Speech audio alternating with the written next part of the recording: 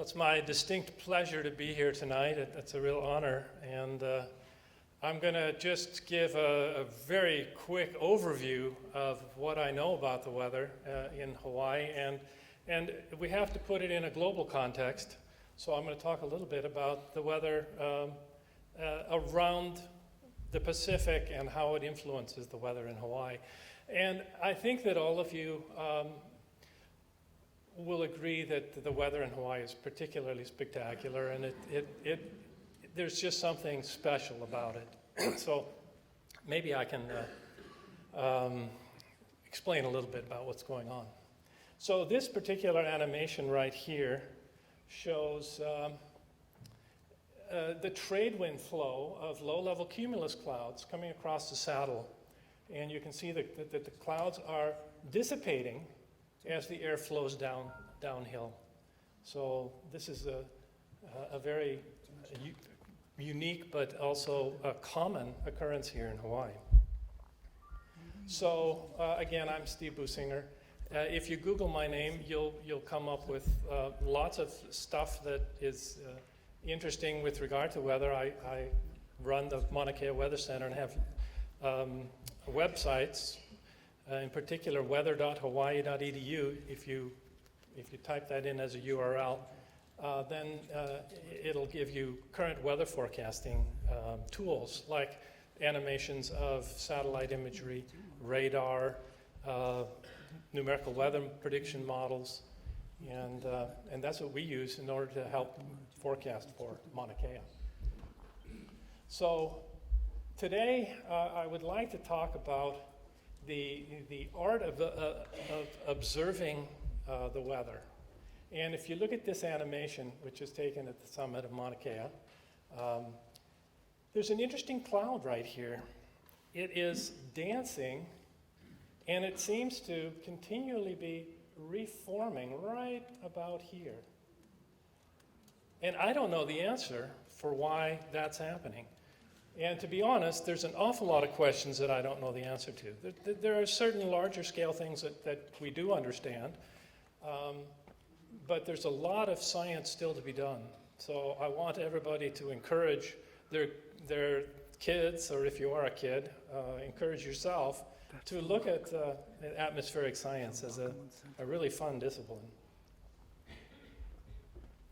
So today, this is the outline. It's the special role of water, and the big picture, island scale patterns, the science and art of weather in forecasting for astronomy, and then some synergy between what I do and in essence, I'm grateful to the Keck Observatory and the other observatories on Mauna Kea for supporting the Mauna Kea Weather Center, because it allows me to do other science, and there's a lot of synergy there.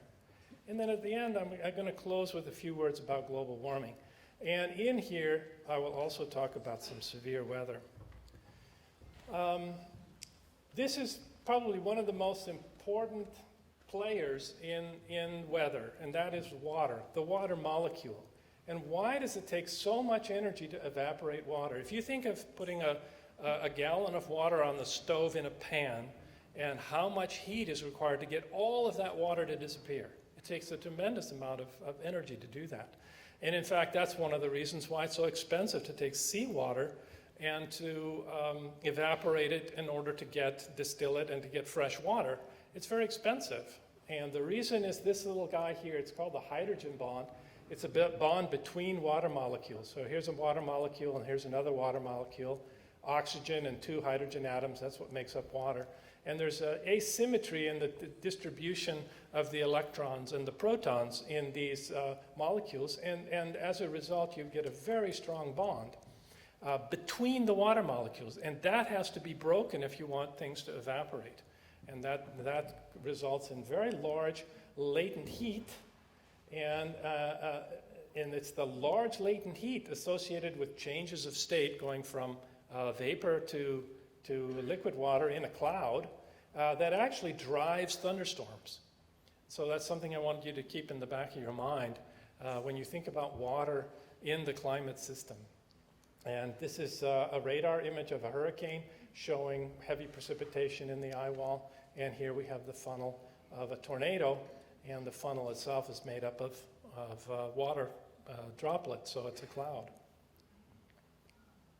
But the sun, I'm going to back away now from the local scene and talk about the driver of climate. And really the sun is the driver of our weather machine.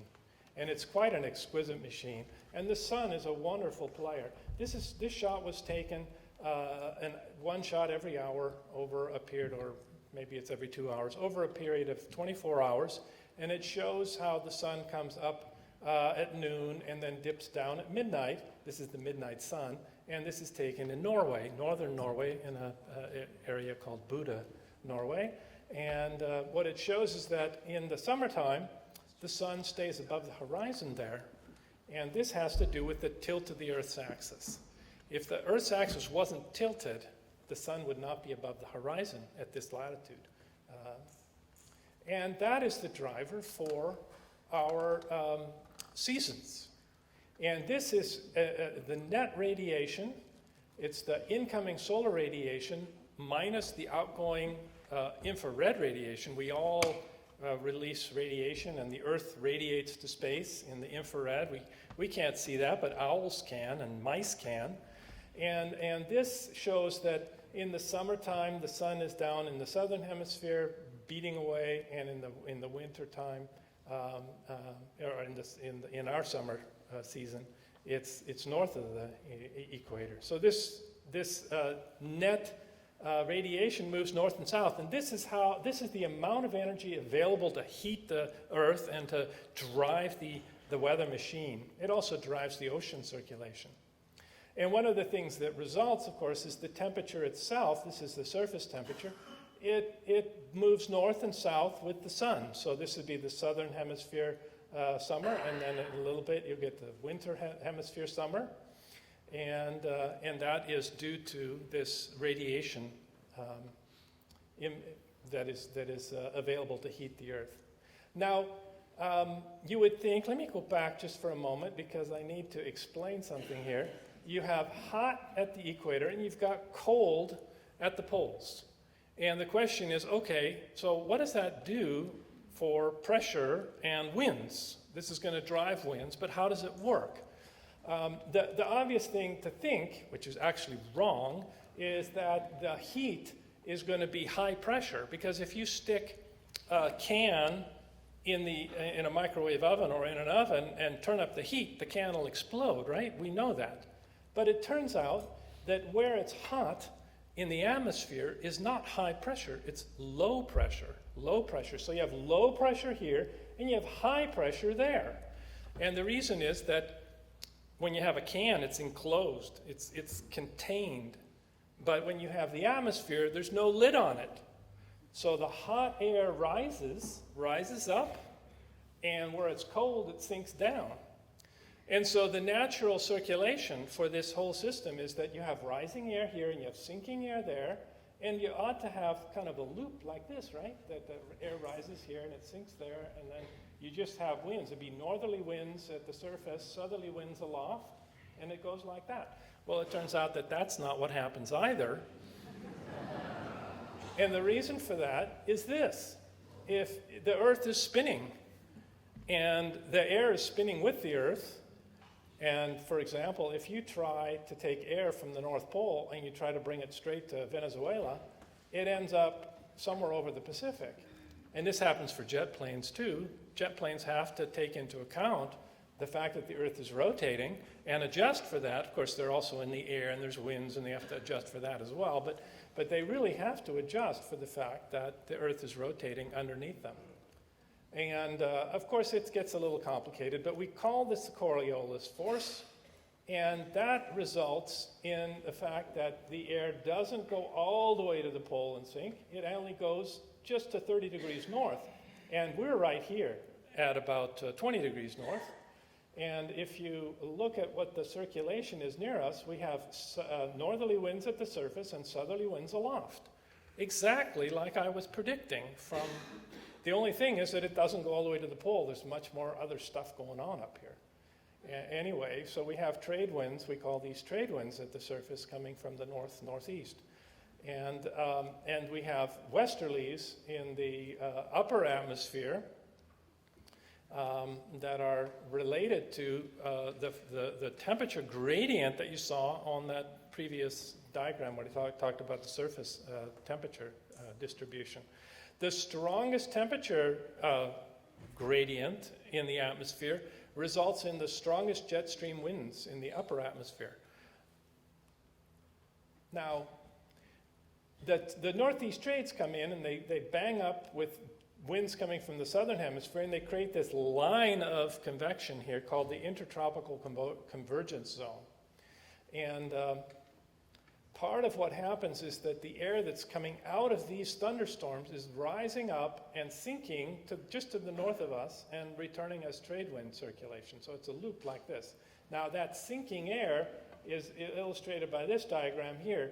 The top of the sinking air sinks farther than the bottom of the sinking air, and it ends up heating because air that's sinking is compressed and it heats up, and it creates an inversion. It creates an area in the atmosphere where the temperature is going up rather than down, and that is a lid on our weather, and that's what causes the trade wind cumulus that I showed in the very first slide to have a lid on it and not to bubble up any higher, not to cover the top of the mountain and create a problem for the astronomers.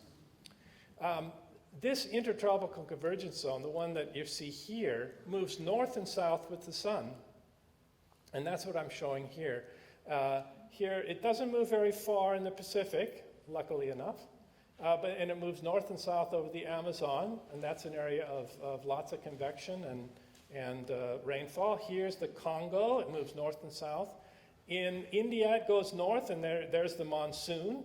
And then if it moves south in the wintertime, our wintertime, and it creates a monsoon in Australia. So this line of convection goes all the way around the Earth, and it explains the monsoon circulation. Our weather is controlled by these northeast trades. Here's Hawaii again. It's not very evident on this, and it's up here. This is summertime. In the summertime, that sun comes north, and it creates very, very strong upward motion here with lots of convection down here. And then it rises up and it sinks to the north and produces a very strong high pressure area. And in July, our trade wind circulation is very predictable. You can set your clock by it. In the wintertime, on the other hand, it gets smaller and the westerlies get stronger because that temperature gradient between the freezing cold polar air and the warm tropical air, subtropical air, makes for very strong winds to the north and storm systems, winter storms as we call them and know them. And these are the ones that produce the big surf on the North Shore. And every once in a while, a little blip will come through and a storm system will come and affect Hawaii. We call that a Kona low. And that'll produce lots and lots of rain for us. Now here's an animation of this Hadley circulation. When we look at the sky, you have the low-level clouds that are moving from the northeast. You have the upper-level clouds that are moving up from the southwest. This is the Hadley circulation. Now it turns out that the atmosphere is, where the weather is located, which is what I'm talking about, is not very thick. It's only about 10 kilometers to 15 kilometers thick. And so the difference between this cloud, which is maybe 1 or 2 kilometers high, and the top of the high clouds that you see here, they might be at 15 kilometers. So we're talking 10 kilometers maybe as the thickness here. How much is that in miles? That's 6 miles. 6 miles is not very much. So our atmosphere is actually pretty thin. And that's, of course, a very salient point when you talk about air pollution and other problems that we might get to later. So this is just a frequency of trade winds. It shows the high pressure strongest in July, so the trade winds are most reliable. More than 90% of the time you have trades. And it kind of falls off in the winter months. July is a very nice month for weddings and so forth because of that. Okay, now this is an animation that is showing water vapor in the atmosphere. And there's a lot of interesting things to look at here. This is the whole globe looking at the big picture. This is the intertropical convergence zone. And if you watch the Amazon, you can see it firing up and down. It's the diurnal cycle. And here's the Congo, it's firing up and down. And here's more of the intertropical convergence zone. And then if you look a little bit away from the equator, you see these what we call atmospheric rivers, these areas of very, very high water vapor coming out of the tropics, and the orange colors are precipitation. So it's raining where it's orange. And you'll see that, sure, there's some precipitation, quite a bit of precipitation, in the tropics, but there's also precipitation associated with these plumes of moisture that come out of the tropics. These plumes of moisture are caught up in this westerly flow, and they are the westerlies, and these circulations you see are the storm systems, the winter storms that produce the rainfall. And so they're coming along, and when they hit the west coast, they produce heavy rainfall and flooding. And so you can kind of see that there's westerlies in this zone, and then if you look close, you can see northeast trades down below, and you can see them kind of meeting up here. And the southern hemisphere is mirror image. So the whole globe, you can kind of see how it's working here. Another important point here is that the tropics is where all the moisture is. The tropics has all the moisture. Why is that? It's because the sea surface temperature is warmest in the tropics, and the sea surface temperature determines what the dew point temperature can be. The warmer the sea surface temperature, the higher the dew point temperature. All right, I'm going to now focus more into Hawaii. That was just to give context about the bigger atmospheric weather machine that is creating the weather for Hawaii. I like this image.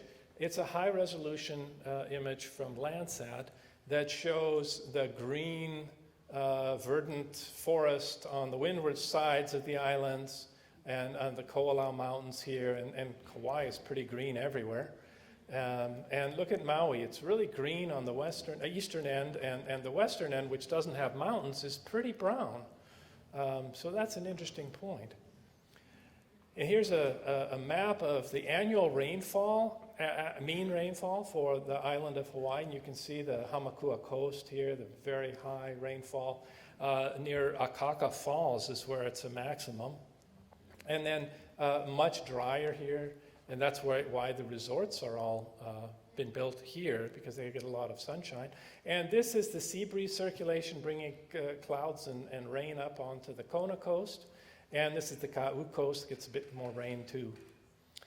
And so why does the windward coast get so much rain? Well, you have the flow that is hitting the slope and being forced upward. Upward moving air is experiencing lower pressure. As it expands, those air molecules are doing work. They're expanding and doing work, and they're becoming lazy. Lazy air is colder. Hot air is very energetic. The air molecules are moving fast in hot air, and they're moving slow in cold air. So as the air rises, the molecules move more slowly, and they cause the air to cool. You reach the dew point temperature, and you start producing precipitation. This is kind of an aside. It's a beautiful picture of a mountain wave cloud. And the point of this particular photograph is to say that sometimes you'll have air that is actually pretty stable. It's not going to produce a thunderstorm. It's pretty stable, but it's just moist enough that you can get a cloud if you can lift it a little bit. And so the mountain is causing, this is actually a wave coming off of Mauna Kea, and this shot is taken from Waimea somewhere. This is sort of an aside as well. It turns out the Hawaiians were very familiar with the winds, and they gave them names. And so every little corner of Hawaii has a different name for the winds. And of course, the winds were very important to them for many reasons: agriculture, sailing, fishing, and so forth. Now, Hawaii has a sea breeze circulation, and basically hot air rises over the island, Again, hot means low pressure, rising, moves over. And this sea breeze circulation is pretty small. It's like island scale, but it's very similar in a sense to the Hadley circulation that we talked about before. Hot air rising, upper level winds in one direction, low level winds in the other. But this circulation is exactly what happens on the Kona coast to produce precipitation right in this area here where we have coffee plantations and so forth. And at night, the cold air, the air cools over the land and it sinks down. And you can see now it reverses, and at night you have the opposite circulation. So before I show the land breeze, though, the nighttime circulation, this is an animation of the sea breeze front. It only goes so far up the mountain because the slope of this mountain is so large. Mauna Loa, in this case, and Mauna Kea both are so high, and you have sinking air aloft, and so the air comes up to a certain point, and then it can't rise any further. And so this is the sea breeze front that you see in this point right here. This is what we're looking at right here. Okay, so if I go on now, this is the nighttime circulation. And there, it's just the opposite. The air is cooling over the mountain. Remember that cold air gets lazy. Lazy molecules, they all stack together. And pressure at the surface is just the weight of the air. So if you get lazy cold air, the weight of the air is going to be more. It's going to produce high pressure, downslope winds at night. And that leads to something going on offshore. And that's often the case. And this is the daytime upward movement, and this is the nighttime downward movement from a mountain. So on Hawaii, we have two things going on. We have the sea breeze, land breeze circulation, and we have a mountain valley circulation. So the mountain itself heats up, and at night it cools down, and we get this upslope. It breathes. The mountain breathes, and upslope. Of course, it's such a big mountain that we don't get clouds up here. It stays clear. The clouds are down here. So this is a little bit not quite apropos for the Big Island. But now looking from Hilo out to the ocean in the evening on, I guess this was September 26th, I was here for the users meeting actually, and I had dinner with you. It was very nice. And I took this photograph offshore showing these thunderstorms developing because of this downslope wind coming off of Mauna Kea and Mauna Loa, coming into contact with the northeast trade winds that were blowing over the open ocean, creating this convergence and producing a big squall line offshore. Very beautiful, and there was lightning, and it was very nice. I'd like to turn now and talk about the Mauna Kea Weather Center, because if I wasn't involved in the Mauna Kea Weather Center, then my whole research program would be all the poorer, and I probably wouldn't be here speaking tonight because I wouldn't have the invitation, the kind invitation from Keck to come and talk. This is a photograph that I got from Debbie, who works at Keck. Thank you very much. And I love this. This is a shadow of Mauna Kea, I believe it's Mauna Kea, in the atmosphere. And you can see, actually, this line right here is the shadow of the Earth in the atmosphere. So that the sun is setting, the Earth's shadow is being cast into the air. And if you look, you'll see this most sunsets. You just have to look away from the sun, and if you have a clear horizon, you'll see the Earth's shadow coming up. It's very beautiful. Anyway, the Mauna Kea Weather Center was started in July of 1998, and I was down at the National Weather Service Forecast Office, and Doug Simons came in. Doug was working at Gemini then. Where is he now? Canadian France telescope now. And he said, we really need some custom forecasting for Mauna Kea. We need atmospheric optical turbulence. We need to have the temperature at the summit. We need to have the winds, because if they get too strong, it blows the telescopes around. And the weather forecaster was saying, well, you know, I mean, all of that is wonderful, but it's way outside of our scope and responsibility. And so the National Weather Service wasn't going to take that on. And then I raised my hand and I said, well, that sounds like fun. I'll try that. And this was, of course, quite a while ago. And I hired Tiziana Cherubini. She's from Italy. She has a PhD in numerical weather modeling. And I hired Ryan Lyman, who has a master's degree from the University of Hawaii at Manoa. And she does the modeling part, and he does the forecasting part for the most part.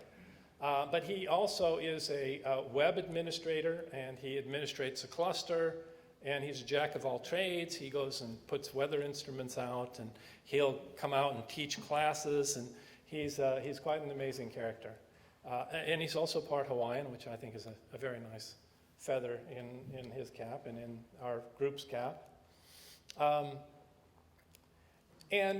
So this is what we forecast. We forecast a telescope mirror temperature, telescope wind shake, precipitable water. That's just water vapor in the air, because too much water vapor in the air actually creates a problem. It creates density variations, and it degrades the image quality. And so that's an important quantity to know. Of course, if it's cloudy, they want to know, and if it's foggy, they need to know that too, because they need to close the dome. And then this is the optical turbulence part, and seeing is the term that they use for how clearly can you see a star, a point of light in the telescope. You know how if at night there's a bit of wind blowing over the water, and you're looking at street lights maybe across a bay, and you can see them flickering a little bit. Have you seen that sometimes? That's what we're talking about. That if there's flickering going on, it's not great seeing. You want to have a nice, clear, steady sight. So the other thing that we have to worry about a little bit, of course, and this is where my proclivity comes in. I like severe weather. I like to feel useful in warning people that they got to barricade their houses up because a hurricane's coming. And of course, the astronomers could care less. They want to know if it's going to be good weather, and they want to know how good is the weather going to be. So I had to totally retune my thinking to think like an astronomer. They don't care about storms. And so when I gave presentations at the users' meetings, all the astronomers were there, I had to take the stuff out with bad weather and talk about how good the weather was going to be.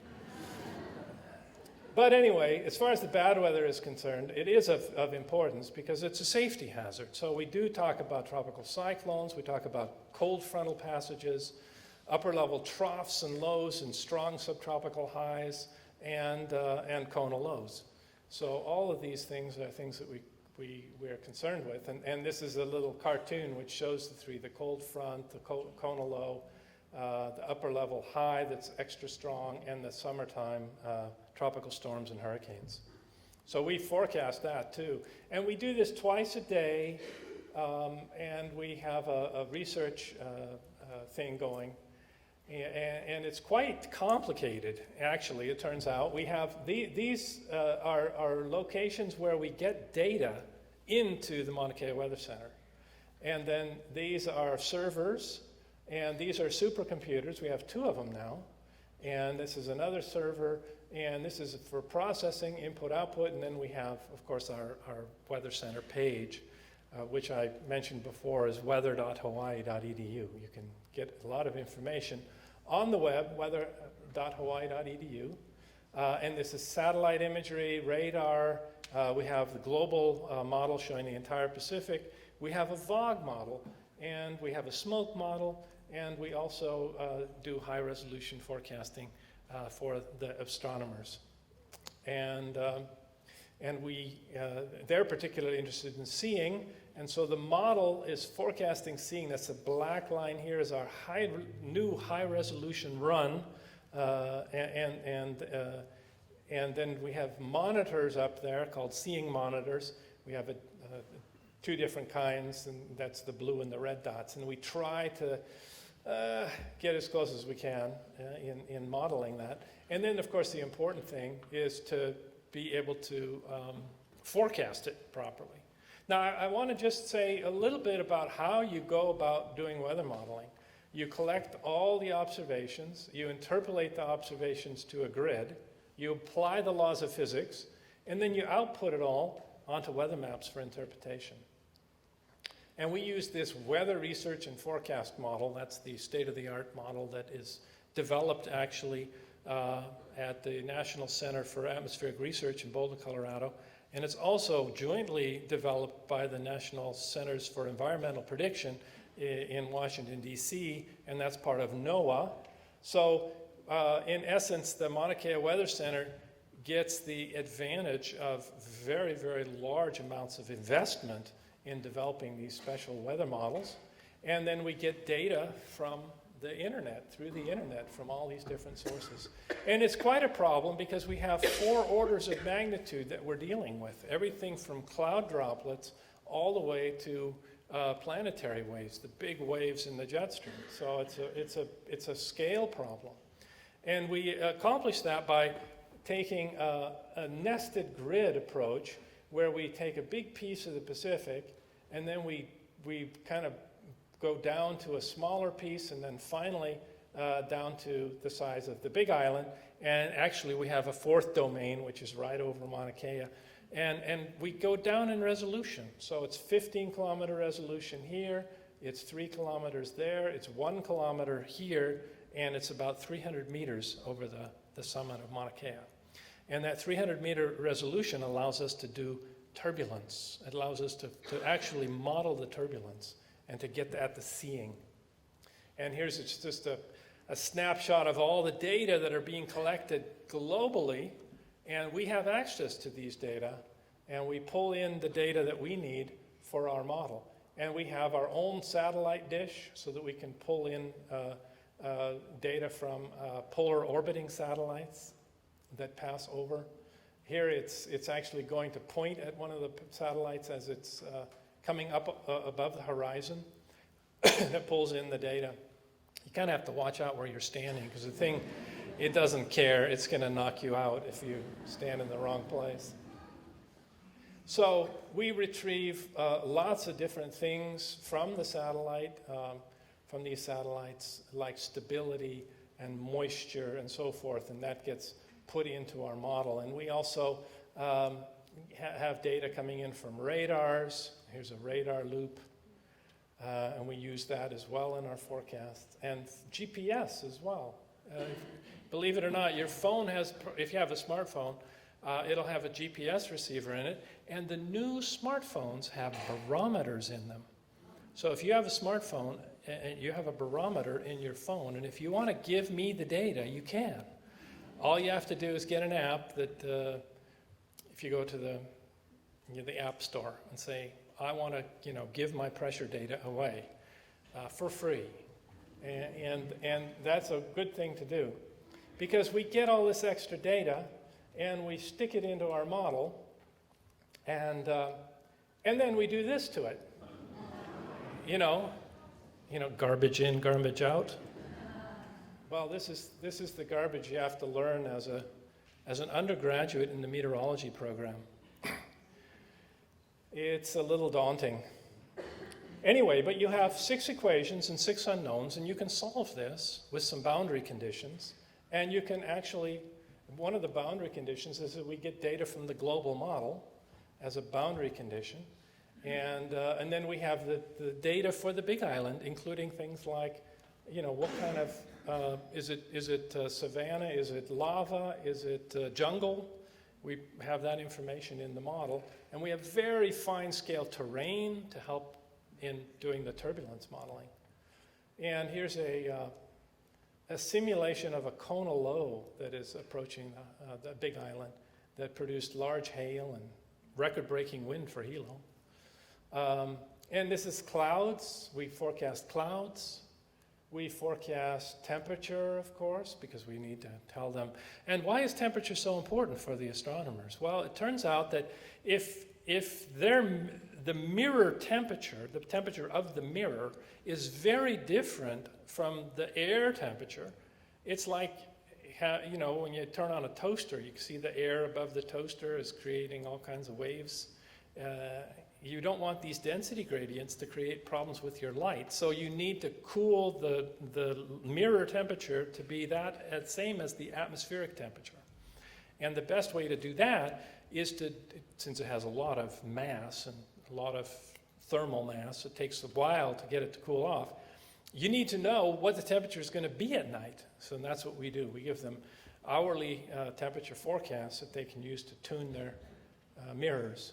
And then there's some astroclimatic parameters like the isoplanetic angle and the coherence time, various things that we generate for the astronomers. And we do pretty well. Forecaster here is Ryan Lyman most of the time. Occasionally I step in and occasionally Tiziana steps in. But we're getting under 1 degree Celsius RMS, which means that we are within a degree most of the time in our forecast. And that's better than the model, and it's better than the global model, and it's much better than just persistence, which is what they used to use, which is basically forecasting that, well, last night's temperature was pretty good, let's forecast that for tonight. That's persistence. Yeah, I know, that's an easy job. You can pay me to do that. And this is our seeing, not our seeing monitor, but the community seeing monitor. A very nice telescope that basically gives us information about how good we're doing. And the seeing RMS is down to 0.22 arc seconds. That probably doesn't mean a hell of a lot unless you're an astronomer. But trust me, they get excited because we're getting close to 0.2, which is our goal. And I think this next year we're going to actually break the 0.2 arc second forecast for the first night. And this is a graph that just shows the seeing forecast versus the observations. And this is the wind down here. And what that tells us is the surface wind is actually a pretty good predictor for how good the seeing is going to be. In other words, the amount of shake that the starlight gives, it's less if you have lower winds at the summit. Now, I'm going to close by saying a few things about synergy, about how having this Mauna Kea Weather Center and getting support from the astronomy community is so helpful to meteorology. And at the same time, you know, we are providing a service which is giving them an ability to do better science. So one of the things we're doing is we're doing some dispersion modeling, and this is for the community here in Puna, because we have a lava front that is approaching Pahoa, and it is producing a lot of smoke. And where is that smoke going? And the other thing that we're doing is modeling fog, and I'll just touch on a few of these things. This is the lava front, and I don't actually have a picture of the smoke model output, but I have some fog model output coming up. This is another thing that I'm working on, which is lightning detection. It's very important for utility companies in particular to know when thunderstorms are going to arrive, and if a particular installation has been struck by lightning, they need to know that too. And so we've been working on the science of long-range lightning detection and getting it down to, this is in kilometers here, you can see that with 7 sensors, we get it to within a couple of kilometers. So that's really helpful. And getting that information out over the ocean is eye-opening for a meteorologist, because this is a cold front, and look at how much lightning is going on over the open ocean. And it's kind of interesting that lightning dies off before it hits the coast, and that's because of cold water upwelling. There's cold water along the coast of California, and it kills the thunderstorms. But this information can be put into weather models and be used to improve weather prediction. This is from Tropical Storm Wally. There was a bunch of lightning that happened. And one of the interesting things that we saw, and here's the VOG model forecast. The VOG is an emission of sulfur dioxide and sulfate aerosol. And everybody knows that it's kind of noxious, especially if you have allergies to it, and if you have asthma or any kind of other issues. Then it's really good to know where the VOG is and where it's going. And this loop is the forecast, the dispersion model forecast at the time when Tropical Storm Flossie went by. And one of the interesting things that we noticed was that the lightning fired up like crazy when we got VOG into the storm. And there is an explanation. This is before the storm got inundated with VOG, and this is after. You can see how much lightning there is, and it actually caused the convection to be more intense. So it was a very interesting observation, and we published a little article on it in Geophysical Research Letters. And this is a satellite view of the VOG that we're also working on. But there is an explanation for why lightning should be enhanced and thunderstorms enhanced when you put VOG into them. So that's really a fun result. And here you can see it with Iselle. Iselle came by Hawaii, kind of fell apart, but it regrouped a little bit, and Julio went to the north and never got any VOG in it at all because the trade winds kept the VOG to the south. But this storm has got a lot of lightning, and that one doesn't. Now, this is just a demonstration of what happened when Iselle hit the Big Island. It fell apart. This is without the Big Island, and this is with the Big Island. With the Big Island there, Iselle just fell apart. And when you don't have the Big Island, if you just remove the terrain and run the model, you end up with a very strong storm. So thank you, Big Island. Thank you. Because you killed Iselle, and if you hadn't done that, Oahu might have gotten squashed. Now, of course, the folks in Puna are probably not very happy about this, but the fact of the matter is the Big Island does not prevent hurricanes from striking the Big Island, but you know for sure that if it does make a dead hit on the Big Island, that hurricane is going to be a sore loser. Pele is going to win out. And that's a nice thing to know. And I think it contributes to the observation that Oahu's never been hit by, in recorded history, been hit directly by a hurricane. This is an aside. I've been working with a bunch of ecologists at the top of Mauna Kea who are concerned about the vecu bug and other species that are up there. And they wanted to know, where does the snow fall? What is the distribution or the ecology of the snow? And so we ran a snow model, and we put little instruments up there, 4 of them, and we, of course, had other instruments from the observatories that measured precipitation and wind and so forth. And we actually got a distribution of snow at the summit as it is influenced by the small microscale terrain of the individual pu'us or cinder cones. And then we mapped that against where you would find dead bug fall, because we could just treat bugs like snow and have them drop out too, and did that here. And then looked at where the vecu bugs are found and found that actually there's a good correlation, that it makes sense. The vecu bugs like snow, and this is something I showed already. And these streamers I mentioned are atmospheric rivers. And it turns out that you can measure these atmospheric rivers with GPS receivers. And we have a couple on the ship here. And we can actually measure how much water vapor is in the atmosphere using GPS. And then we can measure it over the wide open ocean. From a ship, you can measure the water vapor. And this is interesting because water vapor is hard to measure. And it's very highly variable. And so it provides some interesting data. But in doing this, the interesting thing is that you get very accurate sea level, and then you can actually see a tsunami signature. And so with GPS, getting rid of the water vapor and giving it to the meteorologists, the geophysicists get the sea level change, and the red here is a model forecast, and the green is the actual change in sea level as the Chilean quake tsunami came by. So, and this is now being funded in a big way by NOAA as a demonstration. And I have a student that's working on that.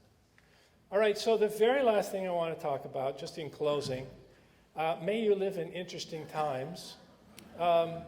This is normal weather, and this is what's been happening from 1950 to 2012. This is summertime temperature anomalies in the mainland US. This is, oops, it should have ended and given you a chance to see where it ends up. But basically what it's saying is that, yes, we still have some cold anomalies, but look at what the warm anomalies are doing. You know, people say, well, it's colder than a witch's tit. And I say, yeah, it's cold all right, but man, we're burning up on this end. And that's what global warming is doing. It's shifting the entire distribution of anomalous temperatures. Where is the warming from global warming going? It's going into the ocean. 93.4% is entering the ocean. Only 2.3% is entering the atmosphere. And the ocean has a humongous amount of heat capacity related to the water molecule and the hydrogen bond that I opened with. And as a result, the ocean is really the big player when it comes to climate change. It's moving very slowly, and it's causing climate change to be moving at a glacial pace where nobody can see it happen, and the Koch brothers can buy your opinion on it and tell you that it's not happening. But I'm here to say that it is happening, and you can see it in hear the effect of the ocean on the temperature, the global temperature. The warm years are El Nino years, and the cool years are La Nina years. And so the sea surface temperature has everything to do with what's happening with the globe. Now, we are in 2014 coming up here. We're going to be above the warmest temperature ever recorded. So there has been a bit of a pause. You know, there's this interesting quote from Mark Twain. It's much easier to fool the people than to convince them that they have been fooled.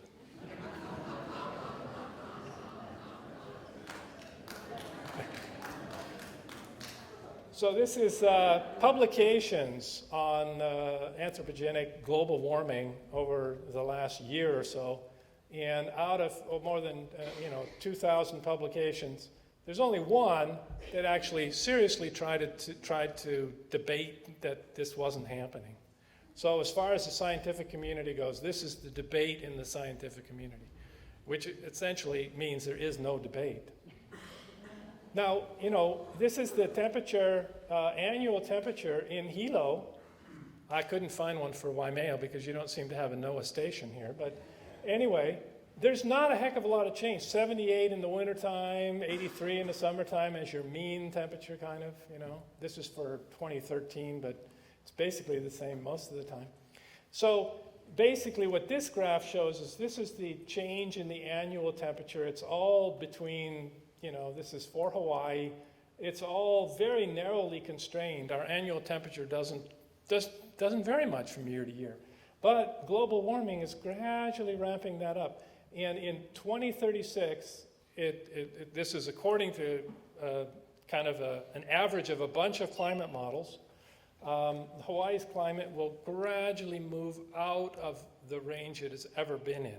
Now, of course, this presupposes that the climate models are any good, and I'm not saying that I think they are, but if they are any good, we're driving in the fog towards a cliff, we might as well slow down, right? It's the sensible thing to do. Even if you aren't sure that you want to believe the climate models, our climate is going to go warmer than it's ever been by 2036, and you're going to start seeing a change, and that affects the tropics more than other places. This diagram here says that the number of hurricanes are going to be slightly greater in and around Hawaii than they have been in the past. This is where they normally are off of Mexico, and that tongue is just going to inch over a little bit closer to us and result in a bit of a change in how many hurricanes we see around here. Again, according to a climate model, which they're getting better, but they're not perfect by any means. And as far as anticipating climate change, the summit of Mauna Kea is going to be a little bit warmer. You can see the white area here is reducing. The coastal area is going to be a little bit warmer. It's not going to be humongously warmer here. It's not like what's happening in the Arctic where the ice is melting, but it's going to be a little bit warmer.